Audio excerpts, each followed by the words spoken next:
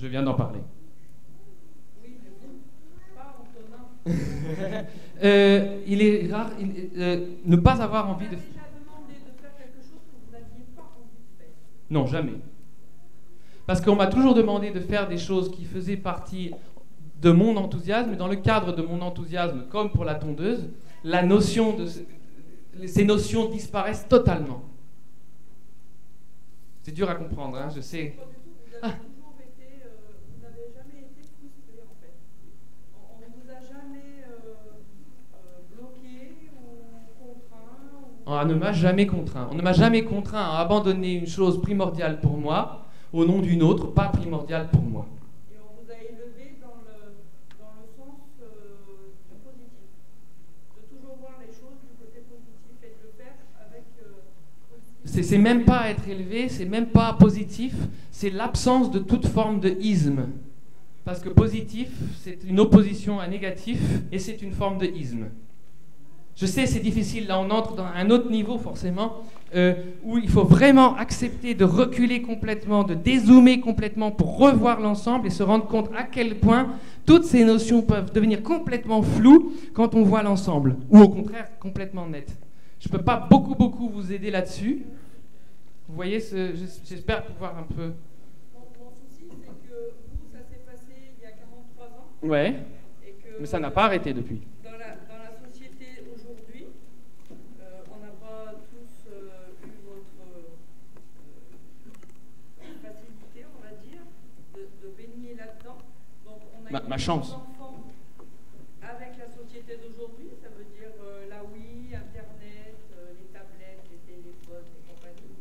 Donc comment on peut aujourd'hui faire un petit peu marche arrière et les remettre dans le sens où on va arriver à les passionner, à ne plus entendre dire qu'ils s'ennuient, qu'ils ne savent pas quoi faire si on enlève la manette de la Wii ou Alors, voilà.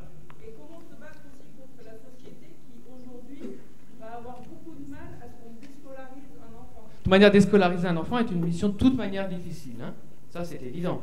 Moi, je ne sais pas en parler, je ne peux pas en parler parce que je ne connais pas du tout la situation. Je n'ai jamais été scolarisé, je ne suis pas... Donc, mais la question que vous venez de poser, elle est merveilleuse. Mais elle est à poser dans ce sens-là. C'est à vous de vous la poser entre vous et c'est à vous, à partir de ce soir, de voir ce dont vous avez envie. Vous savez, il y a plein de gens qui lisent mon livre, qui m'écrivent ensuite pour me dire voilà, on l'a lu, très intéressant, mais on a décidé d'envoyer nos enfants à l'école. Et je trouve ça génial. Mais non, mais je trouve ça génial. C'est que quelqu'un a vu qu'il y avait plusieurs possibilités et il a sciemment fait un choix. Et tant qu'on n'a pas la conscience des possibles, on ne peut pas faire un choix libre et personnel. Donc rien que ça déjà, c'est un élément important. Mais ensuite, je ne sais pas. Moi, ma proposition, j'ai envie de vous proposer, mais je n'ai rien à vendre, donc je n'ai même pas à vous proposer des solutions ou quoi que ce soit, mais partez, devenez des chasseurs de trésors dans vos enfants. Et surtout, comment faire? J'en sais rien. Ça ne me concerne pas. Mais comment faire? Ça vous concerne à chaque instant. Posez-vous la question si elle vous concerne, si elle vous touche. Trouvez des solutions. Ce dont je vous parle, c'est tout sauf une méthode. C'est une infinité d'individus. Il n'y a pas de solution pareille possible. Mais, oui, la société est telle qu'elle est, mais tu imagines, sachant ce que l'enfant ressent, parce qu'après on parle de la Wii, des jeux, etc., ça va permettre de faire... Parce que tout ça est toujours tellement connecté. Si vous saviez quand on recule, on commence à voir ces choses-là. Hein, t'es dézoomé, pour voir l'ensemble, pas seulement l'arbre qui cache la forêt. La Wii, les jeux informatiques, les tablettes, les ordinateurs, ce sont de merveilleux outils. Comme tout outil, on peut se faire mal avec, hein, on peut se taper sur les doigts avec un marteau. Mais pourquoi? Eh ben, je suis désolé, je ne cède pas du tout à cette panique qui est très à la mode de toujours avoir peur des jeux électroniques, avoir peur des machines, etc. Mais c'est extraordinaire ces appareils. Antonin, en pleine ville, en plein hiver, qui veut savoir ce qu'est une moissonneuse-batteuse, parce que le jouet, il a l'air d'un tracteur qui roule à l'envers avec un truc devant. Je te jure que pour trouver une moissonneuse-batteuse en plein Paris au mois de février, c'est difficile. Par contre, un bon coup de YouTube, et on illustre ça, il n'y a plus besoin de lui raconter de toute sa vie. Il a passé cet été sur des moissonneuses-batteuses. Des vraies, en revanche. Hein. Bon. Donc tout ça, c'est des outils merveilleux. Et ce qu'on oublie de nous dire, et là je vais aussi faire appel à mon ami neurobiologiste, qui nous répond à cette question, parce que c'est intéressant de voir ce que nous dit la neurobiologie sur la chose. Lorsque l'enfant ne peut pas être un héros à l'école, il n'est plus héroïque, parce que telle chose ne va pas, parce qu'il a reçu maintes et maintes fois de l'école, de la structure scolaire, j'attaque personne, le signal, tu n'es pas parfait comme tu es, loin de là. Tu es même l'objet de divers symptômes, de diverses pathologies, etc. Tu n'es pas, tu n'es pas OK. Tu n'es pas héroïque, tu n'es pas un héros, tu n'es pas admiré ni de tes pères, ni des professeurs, ni de personne. Tu es vraiment dans un état anti-héroïque. Et avec ça, tu rentres à la maison. Et on t'en donne encore une couche. Mais qu'est-ce que t'as foutu encore? 2 fois, tu n'es pas héroïque. Tu n'es pas un héros à l'école et tu n'es pas un héros à la maison. Qu'est-ce qu'il te reste comme monde dans lequel tu peux être un héros? Et là arrivent les jeux électroniques, les jeux vidéo dans lesquels tu arrives à t'introduire et à devenir un héros admiré, admirable. Et c'est là que ça devient dangereux, parce que si le monde virtuel, si l'enfant dans le vrai monde haptique n'est plus un héros, et que le seul endroit où il peut l'être, c'est le monde virtuel, alors il y a un grand danger. À nous de faire que l'enfant soit héroïque dans son monde. Il y a une étude américaine très très intéressante, un baby test, qui nous montre la chose suivante. Je vous raconte ça, et puis je vous raconte une dernière histoire, et puis on va arrêter pour aujourd'hui. Je vous parle de ce test. Je vais le résumer. Hein. C'est une sorte c'est pas des marionnettes, c'est une petite montagne stylisée, verte, une colline verte.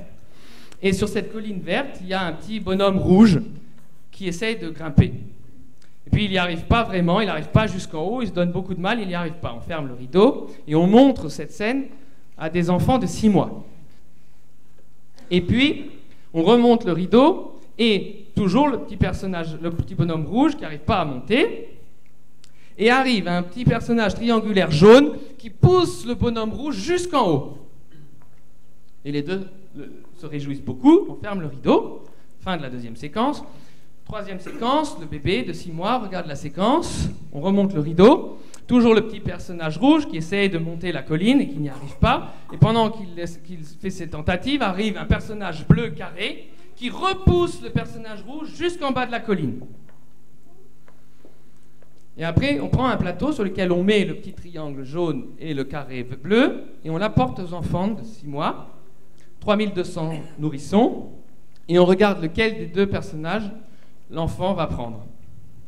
Et 99,99% des enfants de 6 mois prennent le petit personnage jaune, celui qui aide, the helper. Alors je vous rassure tout de suite, c'est pour bien l'illustrer que j'ai raconté ça avec les personnages dans cet ordre, cette forme et cette couleur, mais pour des soucis, c'est une étude extrêmement sérieuse qui porte sur des milliers de bébés. Bien sûr, on les a fait venir 3 jours de suite où chacun des personnages jouait un rôle différent, pour pas qu'il y ait une préférence de forme ou de couleur qui amène le choix de l'enfant. Dans 99,99% des cas, les bébés se saisissent du personnage qui, dans la scène qu'ils ont observée, a aidé l'autre. Et on refait ce test à l'âge de 12 mois, et il y a déjà 20% des enfants qui prennent le bleu, celui qui a poussé. Et c'est une bonne nouvelle, en fait. Ça veut dire que ce n'est pas natif. Que pousser les autres, jouer des coudes, s'imposer au détriment des autres, c'est pas du tout natif. C'est dans leurs systèmes familiaux, ils ont observé, et ils sont pas cons, je tiens à le répéter, ils ont observé qu'il y a des gens qui arrivaient à tenir un grand niveau de réussite aux dépens des autres, et il serait complètement illogique du point de vue biologique qu'un petit enfant ne s'oriente pas à la réussite des grands. Et donc ça veut dire que nos enfants deviennent comme nous. Et c'est une très bonne nouvelle parce que finalement, de ce que nous vivons sous leurs yeux, dépendent ce qu'ils deviendront.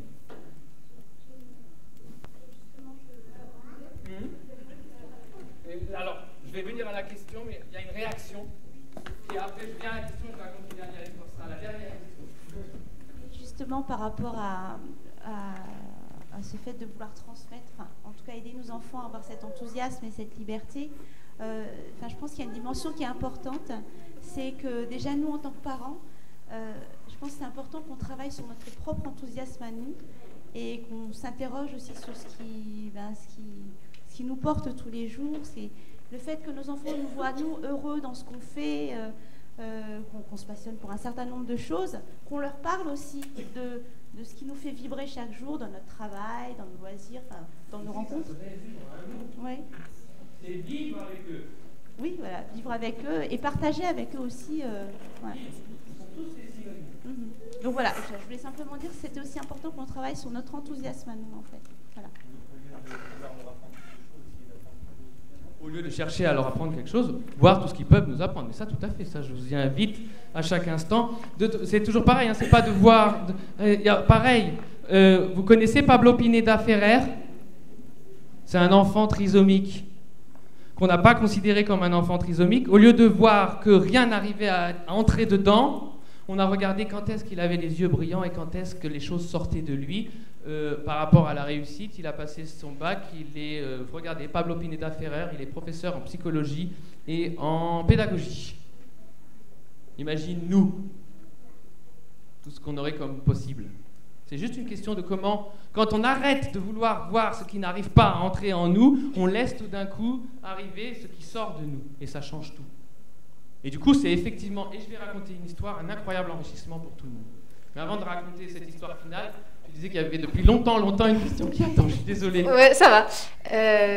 Tu expliquais en début de conférence la préoccupation de tes parents à réunir les conditions favorables pour le développement naturel de la prochaine étape naturelle que tu franchirais. Alors j'entends que chaque enfant a son développement propre, individuel. Il y a aussi des étapes qui sont reconnues comme communes au développement, notamment dans la toute petite enfance. Est-ce que tes parents avaient des connaissances particulières au niveau du développement de l'enfant ? Par chance, non, parce que toutes ces étapes, toutes ces attentes, sont complètement fausses. Quand on te dit que l'enfant devrait à tel âge faire telle chose, c'est faux. Au niveau de l'âge et du rythme, oui. Après, il y a des choses qui se répètent chez tous les enfants dans le monde entier, au niveau de certains d'étapes, quelque chose. Enfin, dans la toute petite enfance, je parle. Même pas.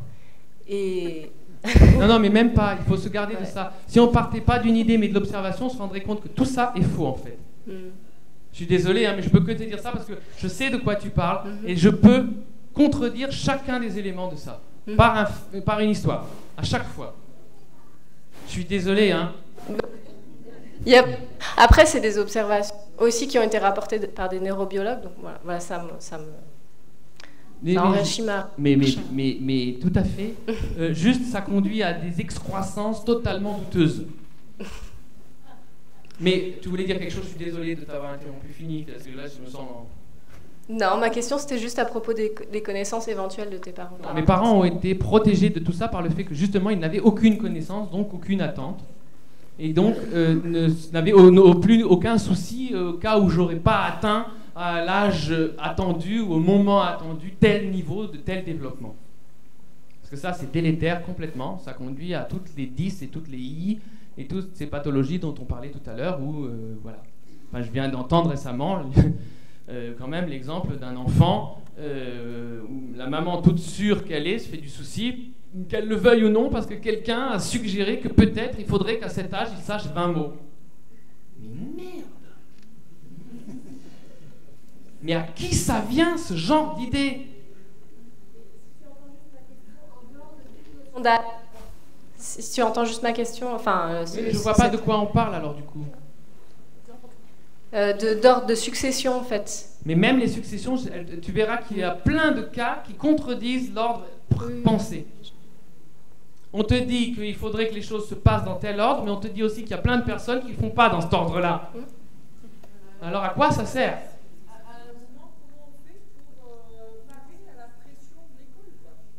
Je sais pas. C'est à vous de trouver les solutions, mais si vous partez de l'enfant, tu vas voir que tout ça, ça tombe comme une coquille vide. Mais c'est l'histoire de la Mustang rouge. Quand tu es tellement sûr on n'est jamais sûr de soi, on est toujours sûr de l'enfant. C'est une question de lien, d'amour, de ce que tu veux. Tu pars de l'enfant et tu vas te mettre à vouloir le défendre bec et ongle. Je vais vous raconter une histoire pour finir. C'est l'histoire d'Antonin, qui a 3 ans, et on est à Paris, et on sort à 17h. Or, à 17h, c'est l'heure des éboueurs. Oh, ça fait des rimes même. Et c'est la première fois, il a déjà vu les poubelles à la maison, les sacs de poubelles fermés, etc., mais il n'a jamais vu non plus... Éboueurs, non. Il n'a jamais vu les éboueurs. Il n'a jamais vu le camion poubelle. Et là, on sort de la maison, on est nez à nez avec un énorme camion poubelle. Et là, c'est incroyable ce qui se passe. Il est fasciné. Il est dans un état d'admiration totale. Et on n'avance plus. On avance juste de la distance d'une porte à l'autre à Paris pour voir ces hommes balancer les poubelles dans le camion poubelle. Et vous savez ce qui se passe? Il se passe que ces hommes remarquent qu'il y a un petit homme qui les admire. Et ils sont tout au bas de l'échelle sociale, et c'est la première fois que ça leur arrive que quelqu'un les admire, que quelqu'un les regarde. Et du coup, ils se mettent à faire leur boulot un peu différemment, avec une certaine virtuosité, en étant très démonstratifs. Parce que Antonin est là, parce que je suis avec Antonin, parce qu'on les regarde faire, parce qu'ils se sentent le centre d'intérêt, le centre du monde. Je crois que ça leur était jamais arrivé. Et vous savez quoi? Antonin est devenu un héros pour les éboueurs de notre quartier. On ne peut pas sortir incognito à 17h avec Antonin dans la rue, parce qu'il y a toujours, même au loin, un camion poubelle qui klaxonne et qui fait des grands coucous. Et pour Antonin, il est exclu quand on est à Paris de ne pas être dehors à 17h pour voir ses amis les éboueurs. Et je dis toujours, quel autre visage aurait la ville si tous les éboueurs, tous les camions poubelles faisaient des grands coups de klaxon et des grands saluts à tous les enfants dans la rue? Mais on continue notre promenade, et au bout de la rue, au coin, feu rouge, est arrêtée une voiture de police. Et là, du coup, il en oublie les éboueurs. Une vraie voiture de police. Grandeur nature, avec des gyrophares éteints. Et 2 policiers dedans, arrêtés au feu rouge. Et le passager remarque Antonin, et ses yeux comme ça, et cette admiration qu'Antonin éprouve. Alors il descend sa vitre. Oui, on est en France, vous voyez.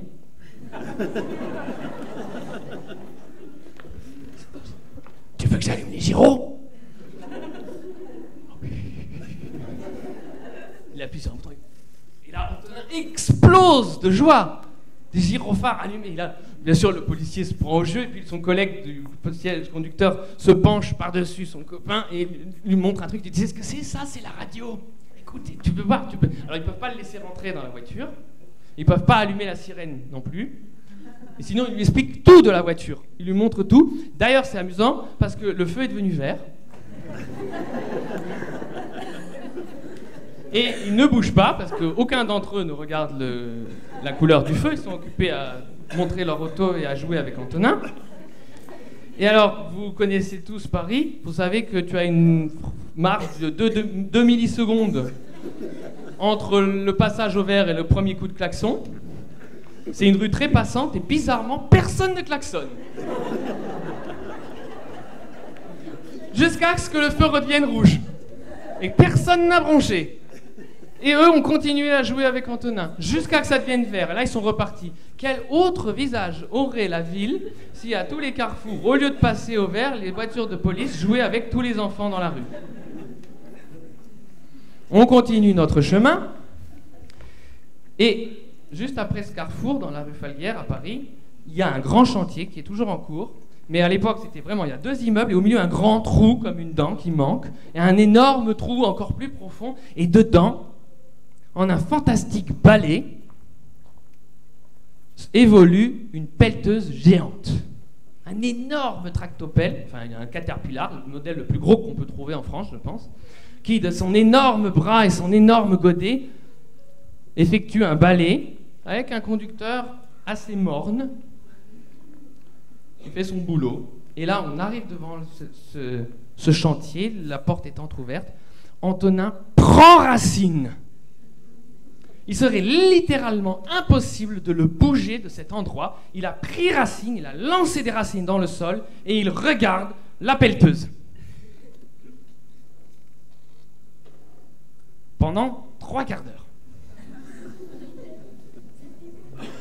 Et au bout de 3 quarts d'heure, sort d'une des baraques à côté du chantier un monsieur avec un casque qui vient vers nous du pas du chef de chantier. Et je me dis, zut, j'ai un problème. Pendant tout le chemin, j'essaie de l'ignorer, j'essaie de faire comme si je ne voyais pas qu'il s'approche. J'ai un problème parce qu'il va me dire de partir d'ici, que c'est interdit, que c'est dangereux, qu'on dérange. Comment je vais faire pour déplacer mon fils qui a pris racine? Il faudrait que je propose quelque chose d'encore plus impressionnant que le bulldozer. Mais il n'y a rien de plus impressionnant qu'un bulldozer de ce format-là. Comment je vais faire pour résoudre cette situation? Mais le chef de chantier me dit, vous avez un enfant extraordinaire. Et moi, ma réponse préférée, c'est toujours non, j'ai un enfant des plus normaux. Essayez pour voir, vous allez voir. Mais bon, bref, il me dit, c'est incroyable, c'est incroyable. 3 quarts d'heure, 45 minutes qu'il regarde le tractopelle, mais c'est vraiment incroyable.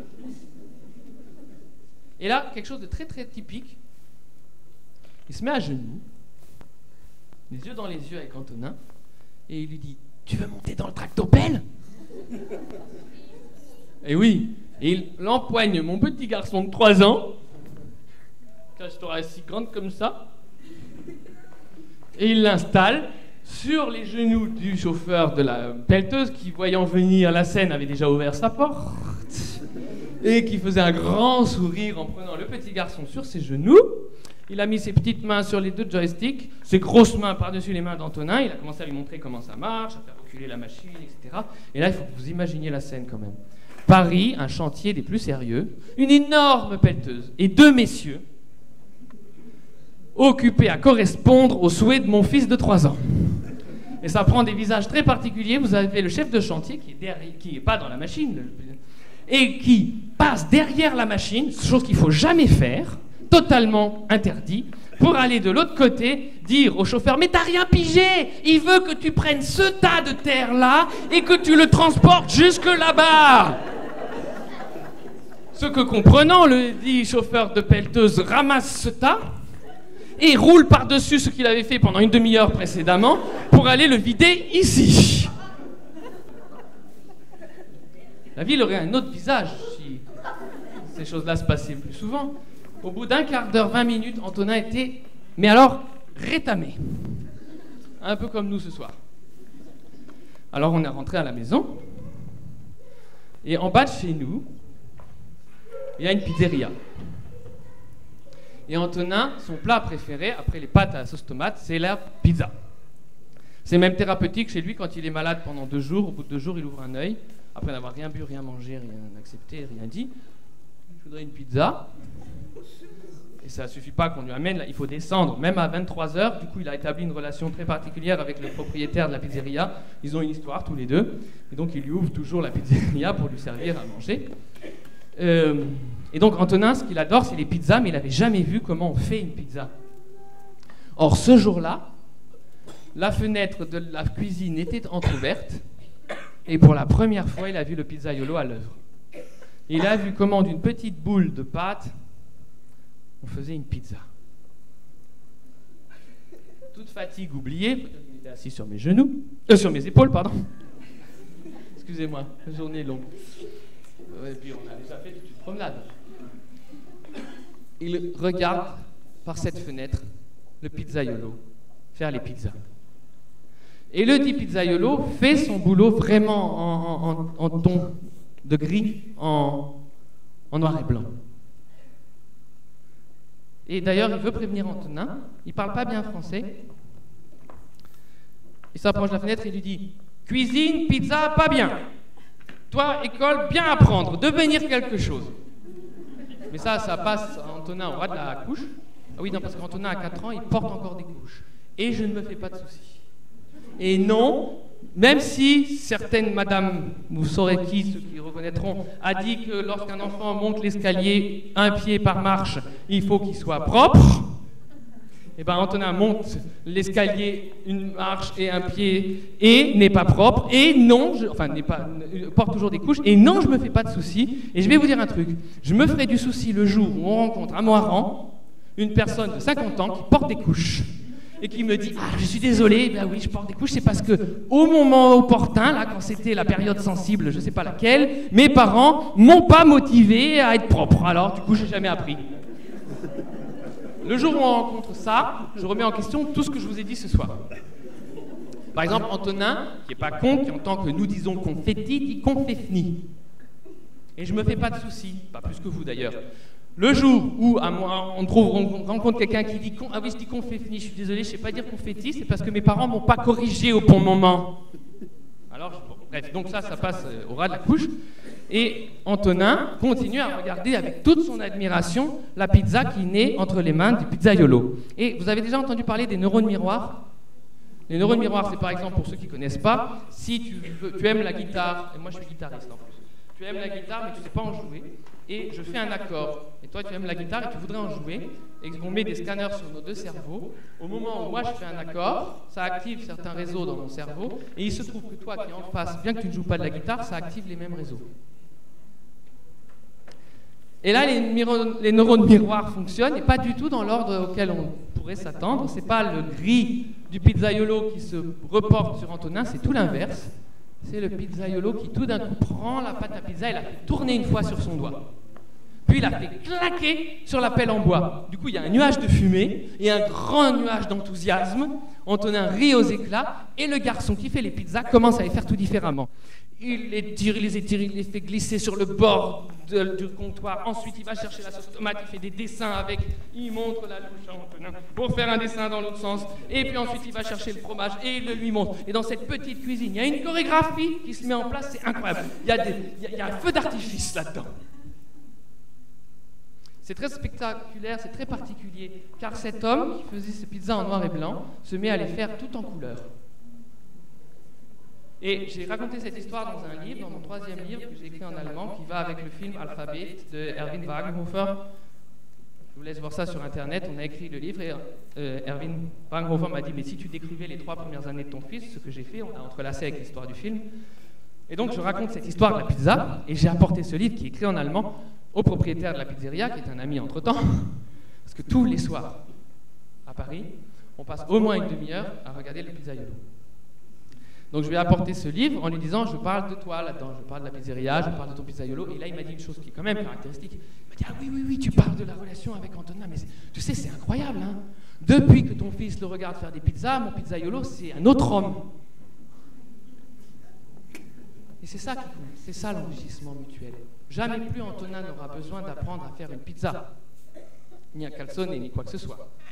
Ni qu'on rentre la pizza avec la pelle en bois, mais qu'on la sort avec la pelle en métal. Vous l'avez pas vu ça? Qu'est-ce que vous faisiez pendant ce temps? Et en contrepartie, si on parlait de contrepartie, Antonin a été l'ensemenceur de cet homme qui fait plus son job, qui est un artiste à cet instant-là. Ils ont partagé et partagent définitivement, et ça les change tous les deux, cet incroyable moment d'enthousiasme. Et finalement, on pourrait croire qu'Antonin est un enfant extraordinaire, exceptionnel, comme le disait le chef de chantier, mais il n'en est rien. Et c'est là que, tout comme je le disais au début, il est intéressant. Vous les avez tous reconnus, ces histoires. C'est des histoires très banales. C'est juste l'histoire d'un enfant, chose qu'on ne connaît plus.